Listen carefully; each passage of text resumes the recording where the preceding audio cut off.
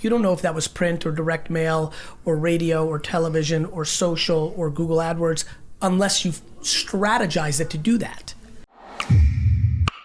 So my goal is to get your help on our marketing. Our overall marketing strategy that we are using is a traditional strategy: print, direct mail, commercials, Google AdWords. We recently dipped our toe into the Facebook pool last month. Prior to that, though, in October, Sean and I started using your philosophy, which is we started really trying to ramp up our social media. So we're now on Facebook, Instagram, Twitter, LinkedIn, YouTube. We were already on Facebook and YouTube. You're on it in a more thoughtful, like you're taking it more seriously. We took a try. I guess they took a shot at it a few years back. Happens all the time. And didn't see any results, didn't think it was working, and abandoned it. Makes sense. So now we're really giving it a try. Yep. We've, of course, well, a couple reasons. And this is really where I want to have these guys talk as well. Please.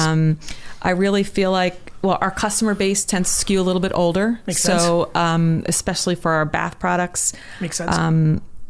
I also think because we didn't see any results, it was abandoned. So everyone saw it as like a fun, nice to have, but not necessary. I understand. So we've, of course, seen a huge increase in engagement since we started. It's gone great.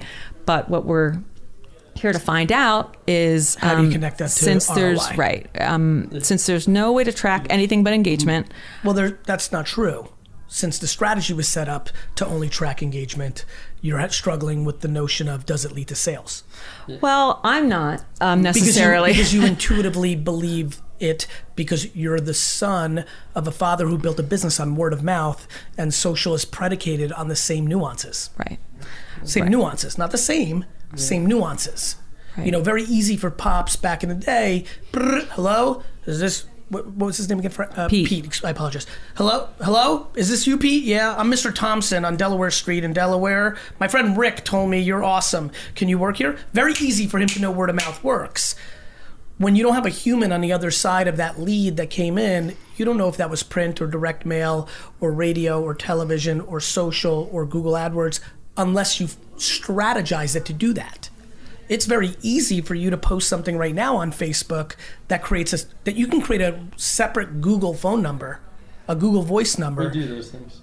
The ability to track it is, we don't do it for social. Yeah, we don't do it for social. If you did every piece of content on Facebook and it had a phone number on it at the end, not even throwing the right hook, just having the phone number there, you would then be able to see the data on which phone numbers came in from that number and which one of those converted into his 1.7 in sales.